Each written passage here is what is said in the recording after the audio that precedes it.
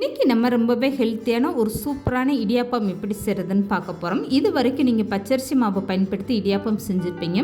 ஆனால் இந்த மாதிரி ஒரு டைம் நீங்கள் செஞ்சு சாப்பிட்டு பாருங்கள். மஞ்சள் பூசணிக்காய் பயன்படுத்தி இந்த மாதிரி கூட செய்யலாமா, நீங்களே ஆச்சரியப்படுவீங்க. இந்த இடியாப்பம் சாப்பிட அவ்வளோ ஒரு அருமையான டேஸ்ட்டாக இருக்கும். குழந்தைகளுக்கெல்லாம் இந்த மாதிரி நீங்கள் இடியாப்பம் செஞ்சு கொடுத்தீங்கன்னா ரொம்பவே ஹெல்த்தியாக இருப்பாங்க. ஹலோ ஃப்ரெண்ட்ஸ், வெல்கம் டு சமே டிலேட்.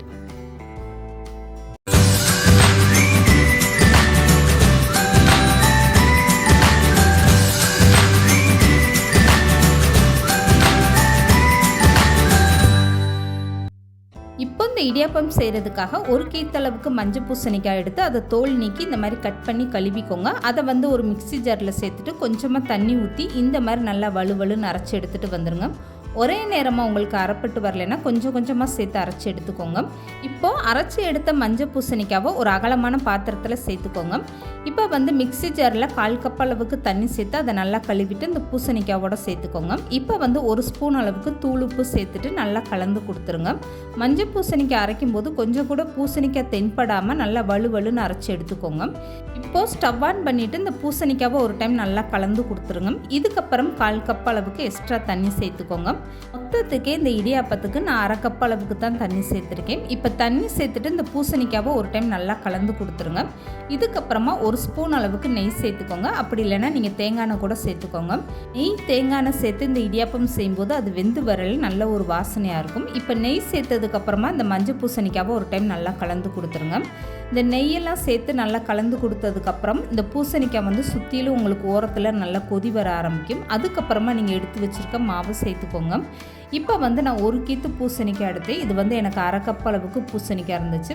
1/2 கப்பு மஞ்சள் பூசணிக்காய்னா அதுக்கேற்ற மாதிரி நீங்கள் மாவு சேர்த்துக்கோங்க. 1 கப்பு மாவு பச்சரிசி மாவு நீங்கள் சேர்த்துக்கோங்க. இது கரெக்டான அளவாக இருக்கும். நீங்கள் கடையில் வாங்குகிற மாவு இல்லை வீட்டில் இருக்கக்கூடிய கொலக்கட்டை மாவு, இடியாப்ப மாவு, எந்த மாவு வேணாலும் நீங்கள் சேர்த்துக்கோங்க. இப்போ மாவு சேர்த்ததுக்கப்புறம் ஸ்டவ்வை கம்ப்ளீட்டாக குறைச்சி வச்சுட்டு இந்த மாதிரி நல்லா கலந்து கொடுத்துருங்க. இப்போ அரிசி மாவு சேர்த்ததுக்கப்புறம் கைவிடாமல் இந்த மாதிரி நல்லா கலந்து கொடுத்துட்டே இருங்க. இதுக்கப்புறம் பாருங்கள் அரிசி மாவு சேர்த்ததும் எந்த அளவுக்கு நல்லா கெட்டியாக ஆரம்பிச்சிருச்சுன்னு.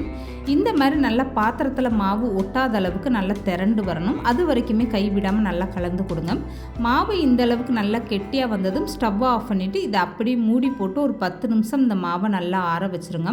மாவு இந்த அளவுக்கு நல்லா கெட்டியாக இருந்தால் தான் உங்களுக்கு இடியாப்பம் புளியே நல்லா ஈஸியாக இருக்கும். இப்போ இந்த மாவு 10 நிமிஷத்துக்கு நல்லா ஆறட்டும். இப்போ 10 நிமிஷம் கழித்து நான் மூடி ஓப்பன் பண்ணி காட்டுறேன் பாருங்கள். மாவு எந்த அளவுக்கு நல்லா கெட்டியாக இருக்குன்னு. கையில் தொட்டு பார்த்தீங்கன்னா உங்களுக்கு லேசான சூடாக இருந்தால் போதும். மாவு ரொம்பவும் சூடாக இருந்தால் உங்களுக்கு கை போட்டு பிசைய முடியாது. இப்போ மாவு லேசாக சூடாக இருக்குது. இதை ஒரு டைம் கையை தண்ணியில் நனைச்சிட்டு நீங்கள் மாவு இந்த மாதிரி எடுத்துக்கோங்க. இப்போ இந்த மாவை இடியாப்பா குழாயில் சேர்த்துக்கோங்க. இதுக்கப்புறம் இந்த மாவு நீங்கள் அப்படி மூடி போட்டு வச்சுருங்க. திறந்தே வச்சிங்கன்னா உங்களுக்கு வெளியில் காஞ்சு போயிடும். இப்போ இடியாப்ப உலக்கில் நீங்கள் மாவு சேர்த்ததுக்கப்புறம் நார்மலாக நீங்கள் எப்படி இடியாப்பம் பிழிவீங்களோ அந்த மாதிரி நீங்கள் பிழிஞ்சு எடுத்துக்கோங்க. இந்த மாவு இடியாப்பம் பிழியோ உங்களுக்கு அவ்வளோ ஒரு சாஃப்டாக ரொம்பவே சூப்பராக வரும். இப்போ இடியாப்பம் பிழிகிறதுக்காக நான் இந்த மாதிரி ஒரு தட்டு எடுத்திருக்கேன். அதில் இந்த மாதிரி ஒரு வெள்ளை துணி விரிச்சிருக்கேன். இப்போ இந்த இடியாப்பம் பிழியும் போது பாருங்கள் இந்த மாவு எந்த அளவுக்கு அப்படியே நூல் மாதிரி நல்லா உதிருதுன்னு. இந்த மாதிரி இடியாப்ப மாவு இருந்தால் தான் உங்களுக்கு இடியாப்பம் சாப்பிடும் போதுமே நல்லா சாஃப்டாக இருக்கும். இப்போ வேக வைக்கிறதுக்காக இட்லி பாத்திரத்தில் தண்ணி சேர்த்துட்டு இந்த இட்லி தட்டை குப்பரை கமத்தி வச்சுருங்க. அதுக்கு மேலே இந்த தட்டை வச்சு மூடி போட்டு வச்சுருங்க. தண்ணி நல்லா கொதிச்சதுக்கப்புறம் ஒரு 5 நிமிஷம் நீங்கள் கரெக்டாக டைம் வச்சு நல்லா வேக வச்சு எடுத்துக்கோங்க. இப்போ 5 நிமிஷத்துக்கு அப்புறம் நான் மூடி ஓப்பன் பண்ணி காட்டுறேன் பாருங்கள்.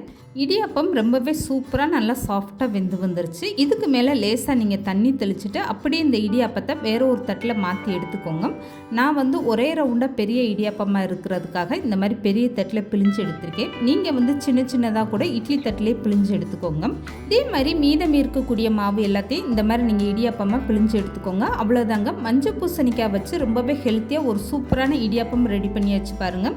இது சாப்பிட்றதுக்கு அவ்வளோ ஒரு சாஃப்டாக இருக்கும். இதுக்கு நீங்கள் தேங்காய் பால் ஊற்றி சாப்பிடலாம். அப்படி இல்லைன்னா இந்த மாதிரி மேலே தேங்காய் பூ தூவிக்கோங்க. இதுக்கு மேலே 2 ஸ்பூன் அளவுக்கு நீங்கள் சர்க்கரை சேர்த்துக்கோங்க.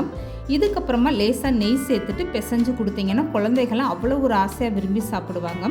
காலை டயத்தில் இந்த மாதிரி ஒரு ஹெல்த்தியான டிஃபன் செஞ்சு கொடுங்க, வேண்டானே சொல்ல மாட்டாங்க. இந்த வீடியோ பிடிச்சிருந்தா லைக் பண்ணுங்கள், ஷேர் பண்ணுங்கள். மறக்காமல் சமையல் டிலேட் சேனலை சப்ஸ்கிரைப் பண்ணுங்கள்.